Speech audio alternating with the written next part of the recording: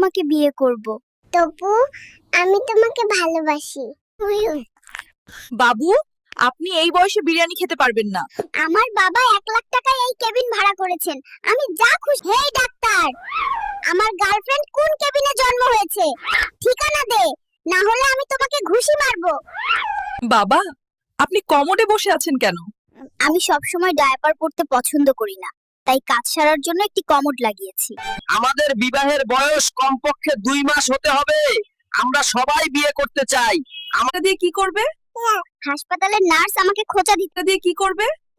হাসপাতালের নার্স আমাকে খোঁচা দিতে আসছে, তার আগে আমি প্রস্তুত। আমি তাকে খোঁচা দেব। ডাক্তার, আমি কখন বড় হব? আমাকে বড় কর। আমি এভাবে শুয়ে থাকতে পছন্দ করি না। সোনা, কেমন আছো? পৃথিবীতে এসে কেমন লাগছে তোমার? চুপ কর বদমাশ, বড় হতে দাও, তারপর ইন্টারভিউ দেব।